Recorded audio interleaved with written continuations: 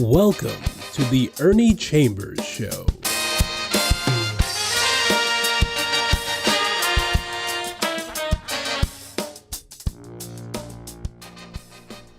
Brothers and sisters, friends, enemies, and neutrals, let me tell you why I give that invitation. I don't care who you are. I don't care about your race, your color, your ethnicity, your sexual orientation, your politics. None of that means anything to me. What I'm saying is if you are watching, I welcome you. And I don't have any way of knowing whether one person is watching, 1,000 people are watching, or 0 people are watching. When I agree to do something, the burden, if you want to call it that, is on me to do what I promised to do, regardless of what anybody else has done. And this principle has served me very well because I do not get discouraged when I don't have a lot of company along with me when I'm doing something that is difficult or controversial. As some people know, maybe a lot of people, I wish all knew, March is Women's History Month. And I could not let this month go by without commenting on it. You know they have what they call Black History Month. They used to call it Negro History. Women have played a very, very important role in everything that has happened in the history of the world. No matter how great a man is, whether it's Jesus Christ, Julius Caesar, or anybody else, they wouldn't be here had it not been for a woman. So that's why the Native Americans refer to the earth as Mother Earth. She gives birth to everything living, and in the natural world, non-living. Some people, however, attribute or ascribe to what we call inanimate objects a soul or a spirit or an essence which is unseen, unheard, unfelt, but goes beyond just the physical, corporeal form of that object. Let me get started. White men in America control everything, always have. They feel like they always will. Well, in the retail industry, women had made strides during the times when people were pushing for what they call affirmative action. As women CEOs, chief executive officers, leave through retirement or whatever, they're being replaced by men. And I'm just going to read a couple of paragraphs from an article just a few days old. Over the past 12 months, 39 retail CEOs, 12 women and 27 men, have been replaced, and in the process, 6 fewer women were appointed as replacements. That was said by John Long, Korn Kerry's North America retail sector leader based in Dallas. Quote, "It's hard to take a 12-month view and be declarative, but women are losing ground," Long said. "The recent experience is worth watching. While retail CEO tenure averaged almost 6 years overall, women's spans were almost 2.5 years shorter than men's." Long said, "We have to look at a longer time horizon.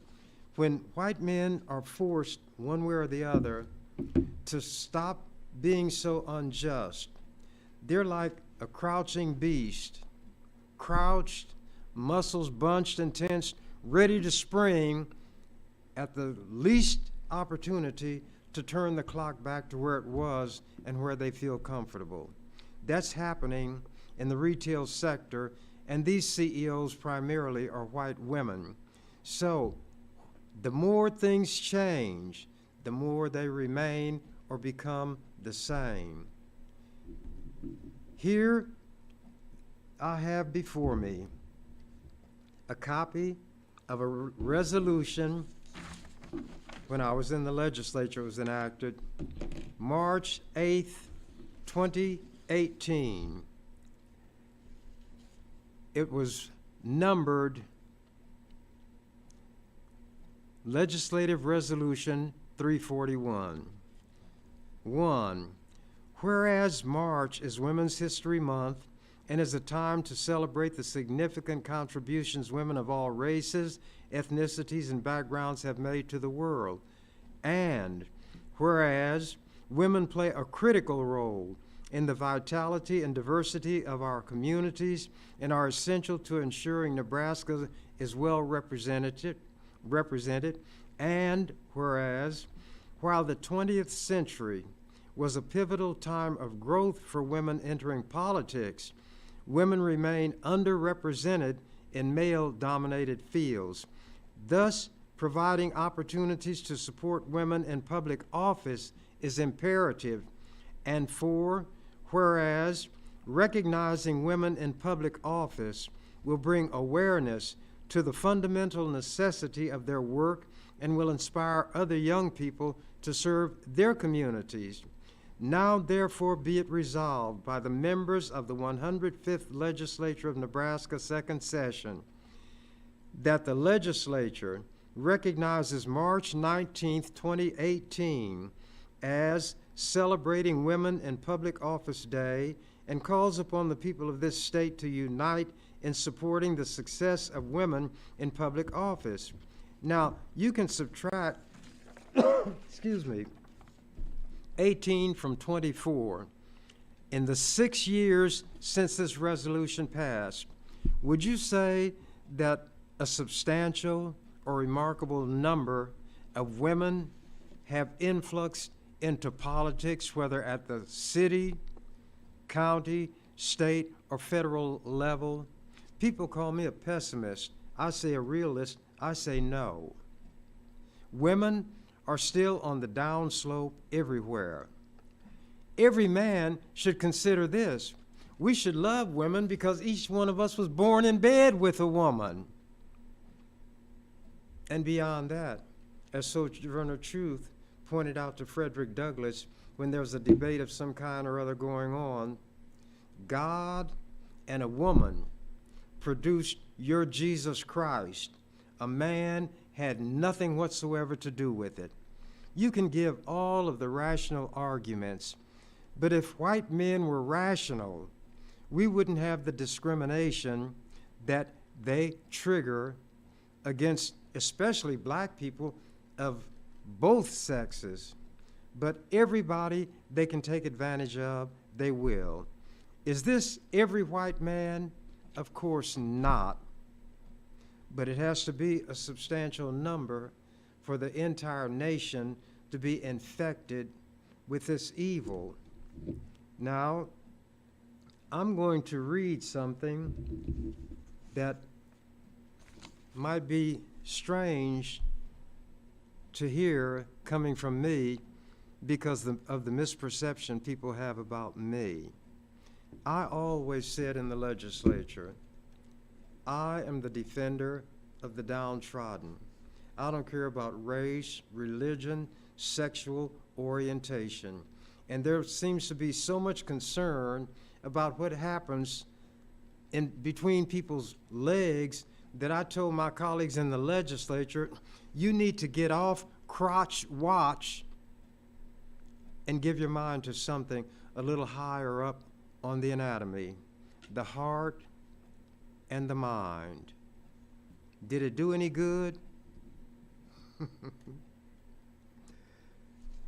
Is a pig's rump beef? Abigail Adams lived to be 74 years old. She was born in 1818 and died 74 years later. She was born in 1744. Now, this woman was married to the second president of the United States, John Adams, and she was known for writing letters, and there have been gatherings and collections of them. I'm just going to read a few things. Writing to her husband, in the new code of laws which I suppose it will be necessary for you to make, I desire you would remember the ladies and be more generous and favorable to them than your ancestors. Do not put such unlimited power into the hands of the husbands. Remember, all men would be tyrants if they could. If particular care and attention is not paid to the ladies, we are determined to foment a rebellion and will not hold ourselves bound by any laws in which we have no voice or representation. That was written to John, March 31st, 1776. May of that same month, of that same year, writing to John Adams, whilst you are proclaiming peace and goodwill to men, emancipating all nations, you insist upon retaining an absolute power over wives. But you must remember that arbitrary is, like most other things which are very hard, very liable to be broken. And notwithstanding all your wise laws and maxims, we have it in our power not only to free ourselves, but to subdue our masters, and without violence throw both your natural and legal authority at our feet. May 7th, 1776. Deliver me from your cold, phlegmatic preachers, politicians, friends, lovers, and husbands. In other words, no matter what label a man wears, they're all cut from the same cloth. That was written to Johnny August 5th of 1776. Then, the next letter that I'll read from, if we mean to have heroes, statesmen, and philosophers, we should have learned women. If much depends, as is allowed, upon the early education of youth, and the first principles which are instilled take the deepest root, great benefit must arise from literary accomplishments in women. In other words, wake up and smell the flowers. That was written August 14th, 1776. And this, it is really mortifying, sir, when a woman possessed of a common share of understanding considers the difference of education between the male and female, even in those families where education is attended to. Nay, why should your sex wish for such a disparity in those whom they one day intend for companions and associates? Pardon me, sir, if I cannot help sometimes suspecting that this neglect arises in some measure from an ungenerous jealousy of rivals near the throne. That was not written to John Adams. That was written to John Thaxter. I'm not going to tell you who he was. Check it out. Now here she is writing to John. I regret the trifling, narrow, contracted education of females of my own country. I thought I should read that in Women's History Month. And remember what I read, the little rhyme that I wrote? Why was March the month for women's history selected? When the truth's revealed, it may disarm. As in many instances, it may prove unexpected. Rearranged, its letters spell out charm. I'm fascinated by language, fascinated by words and numbers. I'm not a mathematician. I do a bit of writing, but I read the works of men like Edgar Allan Poe, Jonathan Swift. Richard Wright was a black man who wrote Black Boy, and just any number of people. They take words, and those words sometimes, to me, will come off the page and assume, in my mind, a shape of their own, and we converse. I don't borrow books from people because I talk back to the author. I write in the margins of all of the books that I have. I underline. I have a conversation. I'm not one who absorbs like a sponge. and become whatever it was that was absorbed without being changed. I'm constantly learning. I want to know everything, but obviously I cannot. So I read a lot. I count sometimes the letters in individual words that are pronounced the same but are spelled differently. English is one of the most difficult languages to learn because that group of letters, O-U-G-H, in the word enough, it sounds like uff. But in that rockabye baby, when the bow breaks, that's B-O-U-G-H, but it's not pronounced buff, it's pronounced bow. So even though A, and there the O-U-G-H is pronounced like a long O. O, ow, uff, from the same grouping of letters. The only difference is the first letter preceding them. How difficult would a language like that be for somebody whose language it is not? English is one of the most difficult languages to learn. Excuse me. Now I'm going to read something that goes to efforts I put forth to maintain a dignity for the legislature as an institution. I wanted us as lawmakers to respect the law. As a member of the legislature, I would tell them, this is not my legislature, it's yours, but I respect it more than you do. I came here because the people in my community wanted me to be here.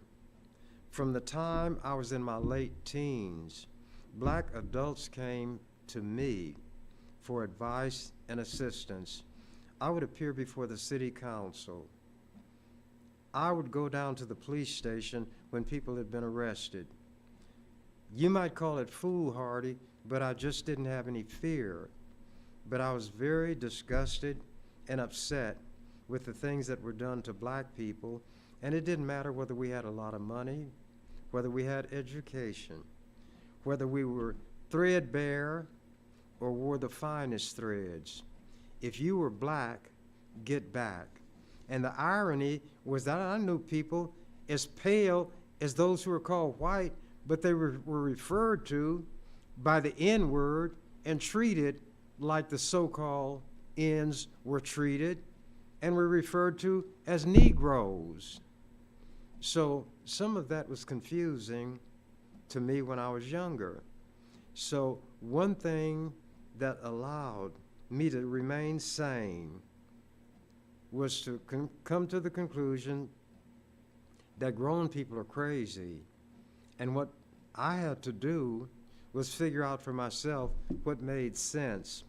But if I wanted to survive and not get, as old people would say, knocked into the middle of next week, having been dealt with all their lives, and their forebears having been dealt with all their lives, violence inflicted by white people on them on whim.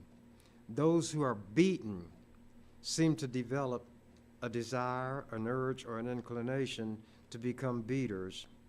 So self-preservation was inbred in me early in life. I knew, although this is not the way I formulated it, I heard this expression much later, but I remembered it, a still tongue leads to a wise head. But for me, a still tongue leads to an unbroken head. So if I didn't want to get, as older people say, knocked into the middle of next week, I knew when to keep a still tongue in my head. But as I grew up, I didn't have the fear that some had, because I thought some things just shouldn't happen to anybody, and certainly not us, when we hadn't done anything to anybody. The idea of being inferior, that word was not known to me, but I experienced as a child in grade school what being in that status meant when the white teacher, whom my parents taught me to respect, read Little Black Sambo, that vicious tale that demeaned, degraded, and disparaged us, read to me and the class. I was the only black child there, by a white teacher my parents taught me to respect, and was laughed at. I didn't cry, but I felt deserted, and this teacher knew that I couldn't fight back, that I didn't know how to fight back, and she did that to me, and I'll never forget it. And I think that may be, old people had an expression, that child is marked. It marked me. And maybe that's what gave me a kind of determination that other people don't have.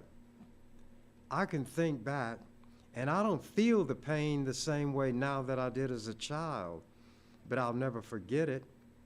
And I don't want any child, I don't care whose child it is, to have that feeling that I had, no matter what the source of it would be.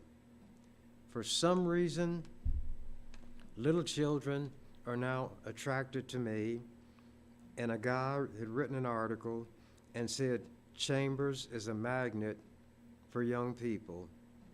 In the past, I've mentioned photographs that people wanted me to take with their children, so I'm not going through that again. But anybody who I see abusing children is somebody who bears watching. But among the least, the last, and the lost, who are my constituency, the children play a prominent role. Jesus had a way with children, and his disciples were like most grown people are now when it comes to who's going to get the attention of somebody important. His disciples told him, look, don't be messing with those children. Important people were here. And Jesus said words to the effect, these children are very important. Unless you become as little children, you shall in no wise enter the kingdom of heaven. He who offends one of these, my little ones, it were better for him that a millstone be tied around his neck and he be drowned in the depth of the sea. So if I see somebody abusing children, that person bears in my mind what people call the mark of Cain, the mark of one who has not yet done it, but very well may be a murderer. White people create images and symbols to impose on other people, but those things mean nothing to the white creators. These white people in Nebraska have what they call a constitution. Oh, but by the way, while I was growing up, I learned by heart much that's in the Bible. Memorized long passages, not just in the Psalms. Everybody knows the 23rd Psalm. They know of it if they don't know it.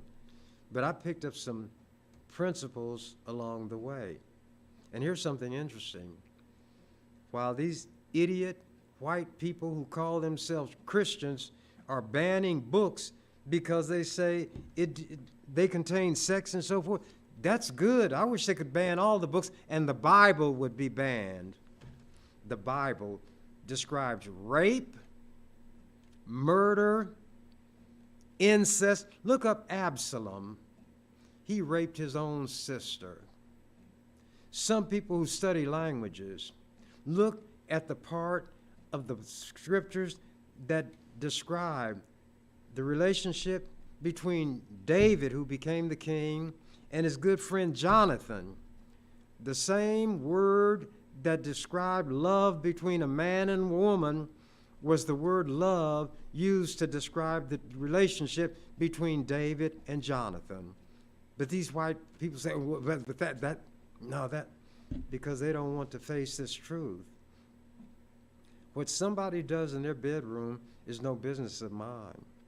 I wouldn't put my ear to anybody's bedroom door, and I wouldn't put my eye to their keyhole, because it's not any of my business. And as I say, they ought to get off crotch watch and mind their own business. But their Constitution is supposed to be the fundamental law of their country when it's the U.S. Constitution, of the state when it's the state. It's the foundation, and everything is erected thereon. The laws are like buildings constructed on that foundation. I wanted that Constitution to be respected, so when senators brought laws, potential laws, I would examine them and I would analyze them, and I would show them that there were parts in it that was unconstitutional and that it should change. Sometimes they accepted it, sometimes they didn't, because they were carrying legislation for lobbyists who paid them, and they were supposed to get it enacted in the way that it was written. So they just had a battle on their hands with me. They brought, in a state like Nebraska, where everybody maybe who's white out in the country got a shotgun and will hunt anything moving. But they wanted to put into the Constitution, because some dumb senator went to Minnesota and saw where they put in their Constitution a provision to protect hunting, trapping, and fishing. They wanted to put it in the Nebraska Constitution. I said, that's stupid. And then with a little research, I saw that somebody had attempted to do it when the U.S. Constitution was being written, and it was ridiculed and laughed. They said, well, I won't go through that. It'll take too much time. But I said, in a state like Nebraska, there will be no laws against hunting, trapping, as cruel as it is, or fishing, as cruel as it is. How would you like somebody to hold your head under the water and not let you breathe? You wouldn't like it, would you? And if you made an inhaling movement or motion, you'd suck water down into your lungs, and if enough got in there, you'd die from suffocation. You don't die from drinking too much water, you die from not getting enough oxygen.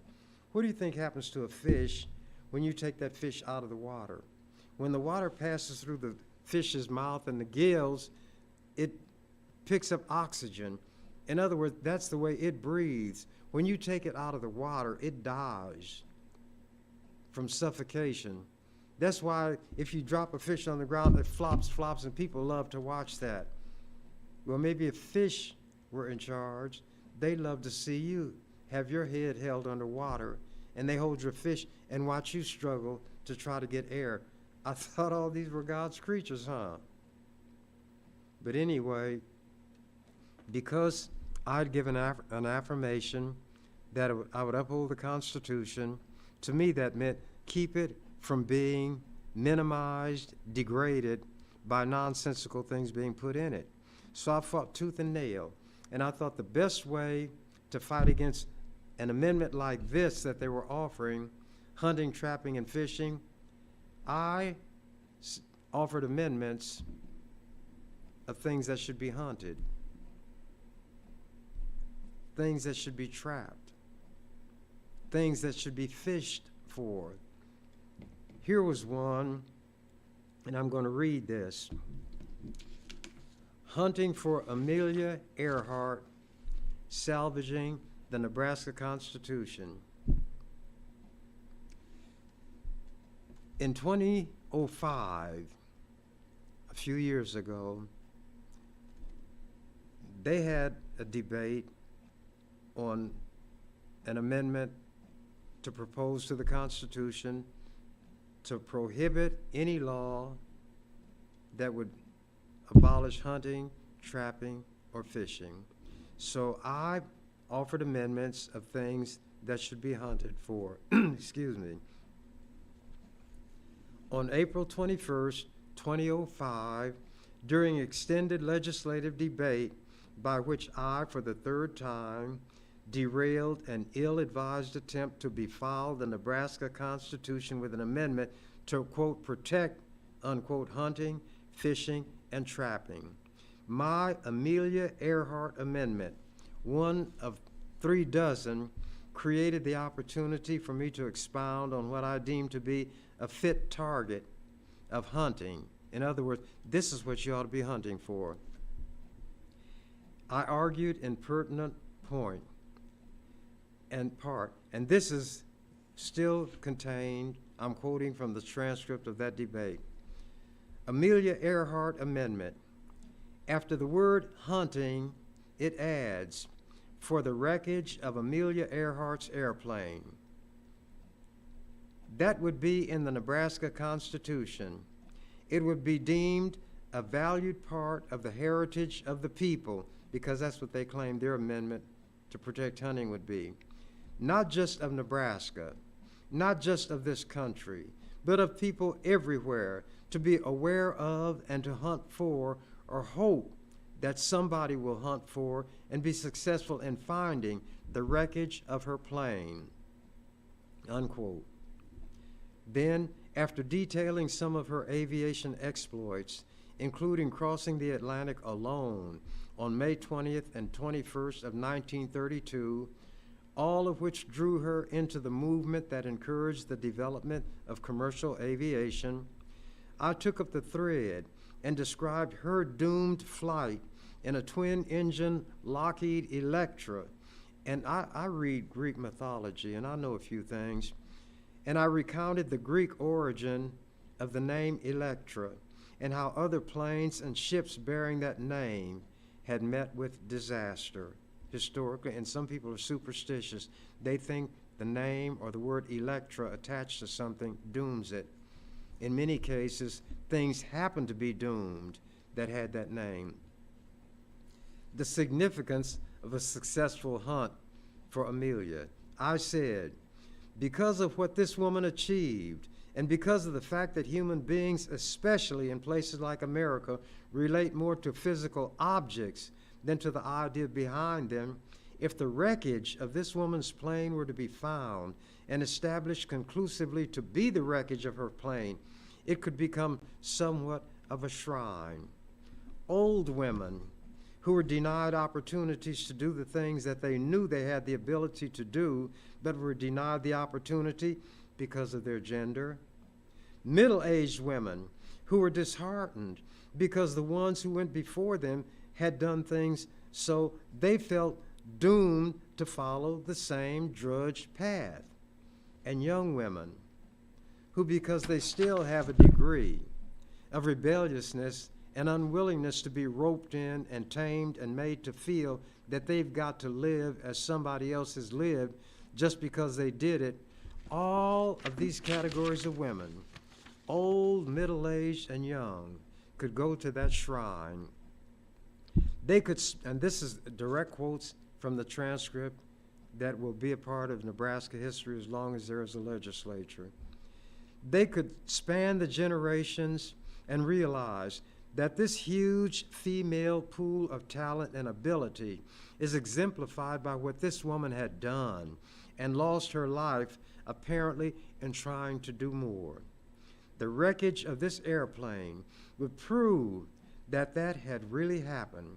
So all of the women of whatever religion, political persuasion, race, language group, ethnicity, sexual orientation, if some people knew that Willa Cather, a famous literary person in Nebraska, wrote My Antonia and some other things, if some people knew that Willa Cather was a lesbian, they'd be wanting to take her out of the Nebraska Hall of Fame. That's why I said sexual orientation. All of these women could go there. They could light candles. They could write notes and leave them there. They could bring dolls, bouquets of flowers, articles of clothing, pieces of jewelry,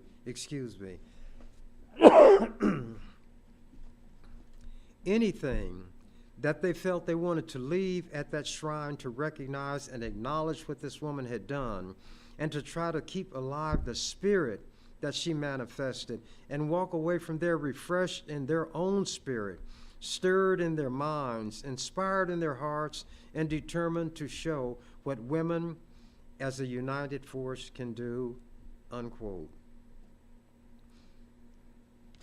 Then altering the course of history, quoting again from the transcript, comprising a majority of the population of this country. There is no reason why women cannot seize political power and change this country. And by changing the most powerful country in the world, change the entire world. And by changing the world, alter the course of history. And it would be altered for the better, because it cannot be any worse than it is now under the dominance of white men. Amelia Earhart is somebody who ought to be remembered. And what I'm offering here is far less frivolous, it's even whimsical, than what the original proposed constitutional amendment suggests. So I hope you'll adopt my amendment. Thank you, Mr. President. This is not in the transcript, but it's describing what happened. Before requesting and receiving support in rejecting my amendment, the sponsor of the proposed constitutional amendment offered an acknowledgement, as often happened despite opposition to my offerings. Mr. President, and this is in the transcript, Mr. President, members of the legislature, first of all, I commend Senator Chambers for bringing this and talking about all the wonderful things about Amelia Earhart. And she was more of my parents' generation. Although that's the case, I can remember growing up, them talking about her and how the plane wreck was, she was never found again. But I'm going to oppose this, meaning my amendment.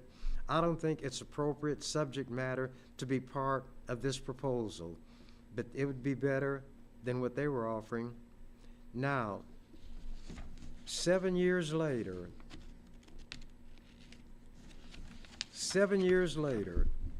July 23rd, 2012, this is what was written by the Omaha World Herald, and it carried an Associated Press article headline, Earhart Mystery End, near end with a question mark.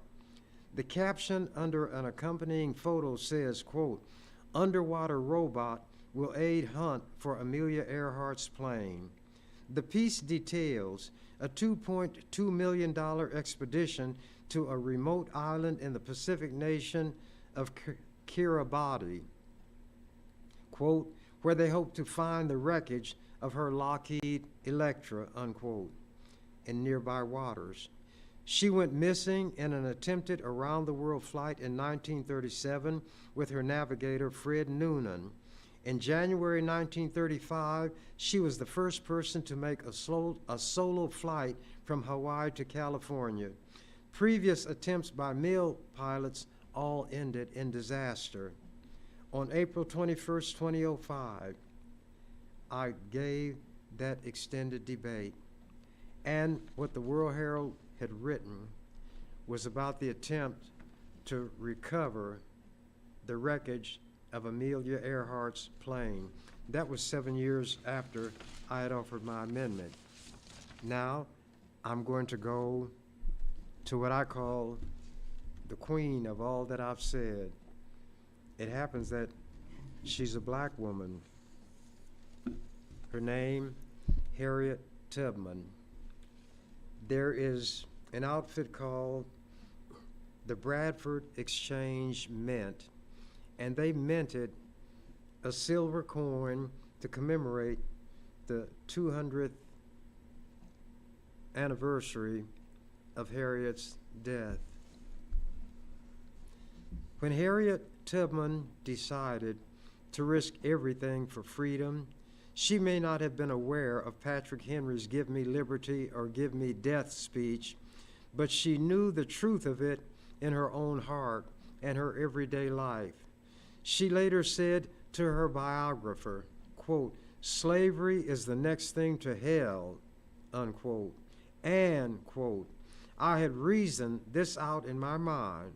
There was one of two things I had a right to, liberty or death. If I could not have one, I would have the other. That's what she said. Now, let me give you what Patrick Henry said in 1775.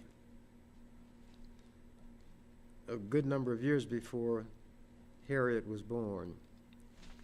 And he was talking about the British coming because Patrick Henry himself was a slaveholder who fathered children on black women by rape.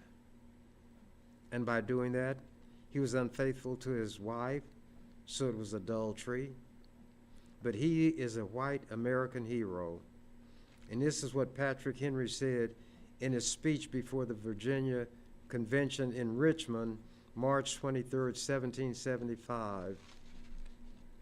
It is vain, sir, to extenuate the matter. The gentleman may cry, peace, peace, but there is no peace. The war has actually begun. The next gale that sweeps from the north will bring to our ears a clash of resounding arms. Our brethren are already in the field. Why stand we here idle? What is it that the gentlemen wish? What would they have? Is life so dear or peace so sweet as to be purchased at the price of chains and slavery? He didn't say this. Like we keep black people in? Forbid it, Almighty God. I know not what course others may take, but as for me, give me liberty or give me death. She knew that those were the two alternatives that slavery allowed her. If I could not have one, I'd have the other. Her daring escape from Maryland's eastern shore in 1849 was just the first of her many exploits. After gaining her freedom, she was determined to free as many others as she could. Tubman earned the nickname Moses after the biblical prophet Moses, who led his people to freedom. She made at least 13 journeys back to the South to free members of her family, as well as dozens of others. In all of her journeys as a good conductor on the Underground Railroad, she proudly said she never lost a single passenger. With the outbreak of the Civil War, Tubman viewed a Union victory as the best way to free more slaves. Therefore, she served with Union forces as a nurse, scout, and spy. Following emancipation, she continued to work for equal rights, including women's suffrage, which did not occur until the adoption of the 19th Amendment to the U.S. Constitution. Born a slave, she has become a shining example of how much Americans have always valued freedom and gave themselves to achieve it. Harriet Tubman's decision to escape slavery was not an easy one. As much as she hated her slave status, leaving meant abandoning her family, her home, and everything familiar. She knew she risked losing her life or being enslaved in even worse circumstances. Yet in 1849, she was determined to risk everything for freedom. She escaped from Maryland with the aid of the Underground Railroad, which was a network of abolitionists and free African Americans who helped fugitive slaves to escape to free territories. Traveling mostly by night, guided by the North Star, she probably followed a common route for escaping slaves along the Choptank River through Delaware and then north into Pennsylvania to Philadelphia. The 90-mile journey on foot could have taken her between 5 days and 3 weeks. Traveling across unfamiliar territory and treacherous waterways in the dark, she also had to hide from slave catchers seeking rewards for fugitive slaves. Once she made it to freedom, she committed herself to working to abolish slavery and to save as many lives as she could. She made an additional 13 journeys back into the South, rescuing many of her family and dozens of other enslaved people, and became known as Moses. When she joined the Union Army, she became a spy. And here is what was said about her. Still another efficient spy was Harriet Tubman. She was an escaped slave and one of the most daring of all. Before the war, she aided slaves to escape. T.W. Higginson, white colonel of a Negro regiment, said of her, "We have here the greatest heroine of the age, Harriet Tubman, a black woman and a fugitive slave. Her tales of adventure are beyond anything in fiction, and her ingenuity and generalship are extraordinary.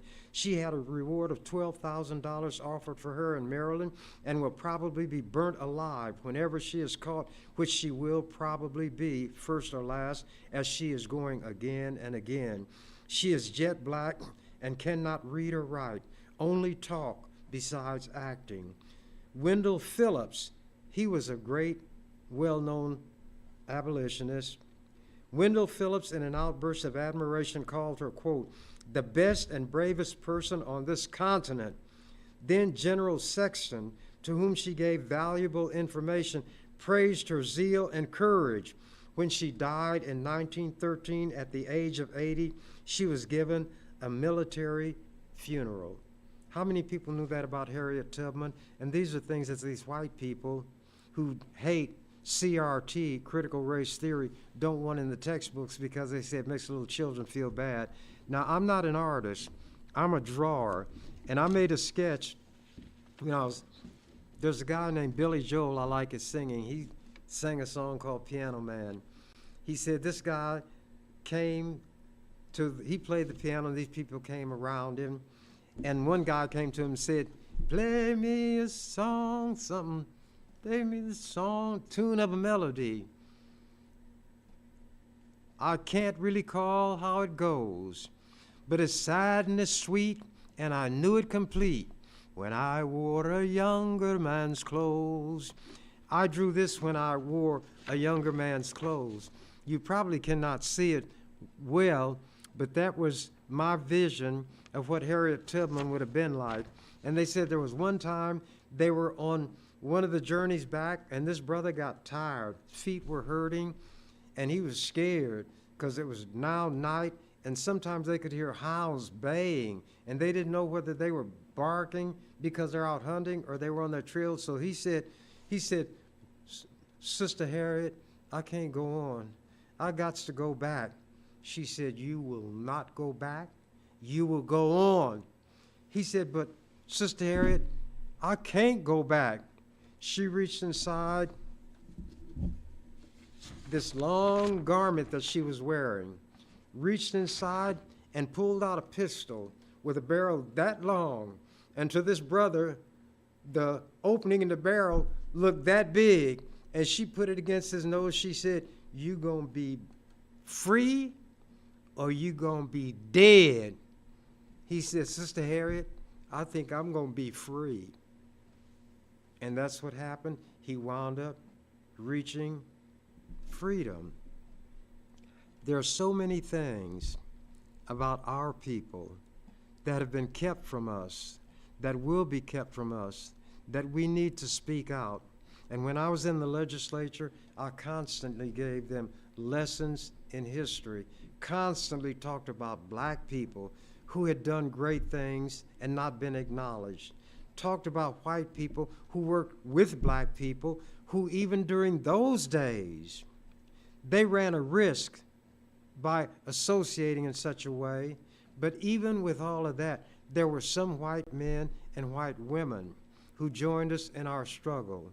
So we, who are the most oppressed people in this country, the most oppressed who have ever been in this country, have to realize that as much as white people in general might have contempt for us and mistreat us, we still have to find it in ourselves to judge each person individually and treat them based on how they deal with us.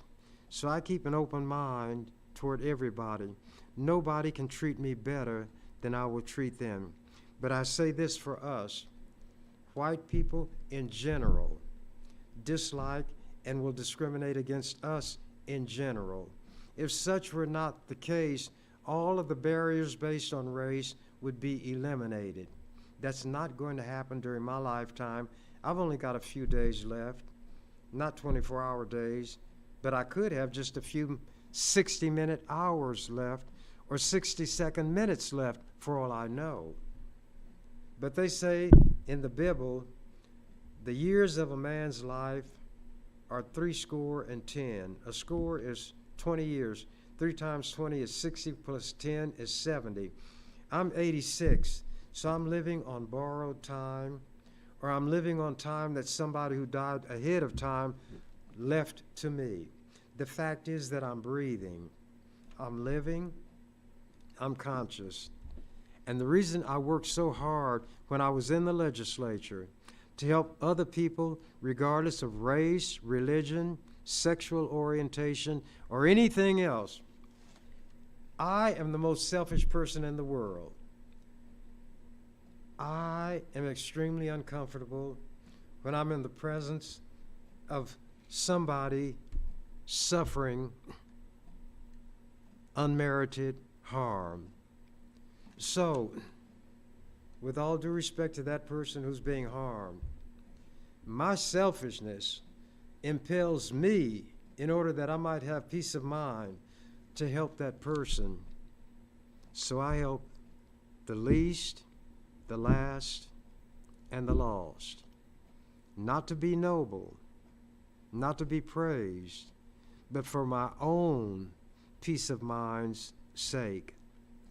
But for those out there who need something else, if you claim to be a Christian based on what that supposedly means, and you believe what's in the Bible, you claim to, what about love your neighbor as yourself? Do unto others as you would have them do unto you.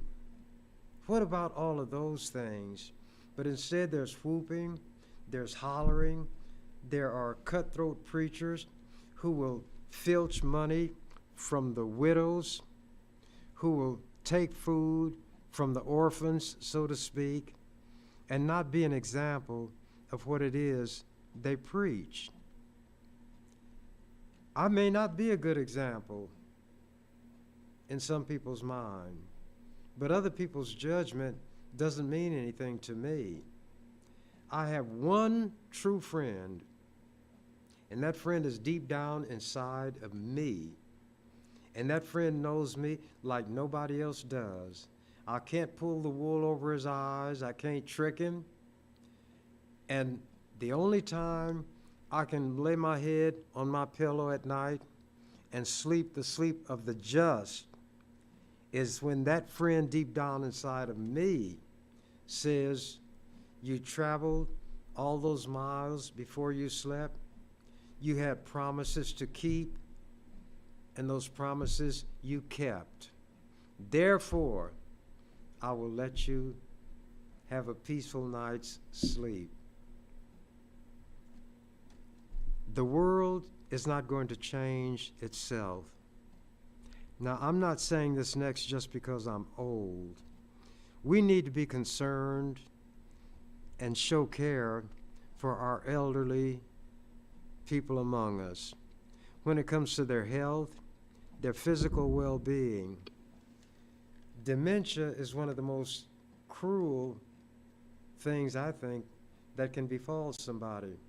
Forgetfulness, to not know who you are, not know where you are, maybe not know what this is, or if you know what it is, you no longer remember what it's for.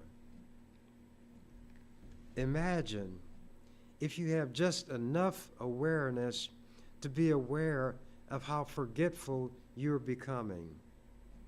Can I say that I'm not forgetting things?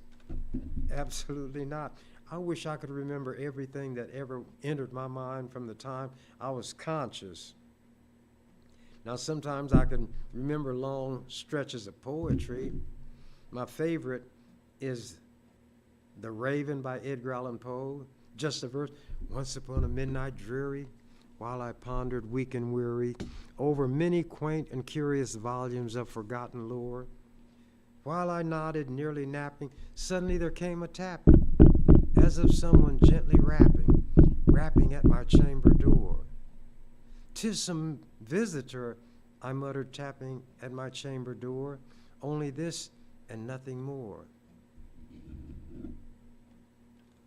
Ah, distinctly I remember, it was in the bleak December, and each separate dying ember wrought its ghost upon the floor. Eagerly I sought to borrow from my book's surcease of sorrow. Sorrow for the lost Lenore, for the rare and radiant maiden whom the angels named Lenore, nameless here forevermore she had died. And the silken, sad, uncertain rustling of each purple curtain thrilled me, filled me with fantastic terrors never felt before. so that now to stop the beating of my heart, I stood repeating, 'tis some visitor entreating entry at my chamber door, some late visitor entreating entry at my chamber door. Only this and nothing more. Then he goes on, and then he says such and such. Then he says, open here, I flung the shutter. Then with many a flirt and flutter, in there stepped a stately raven of the saintly days of yore. Not the least obeisance made he, that mean bowing and scraping.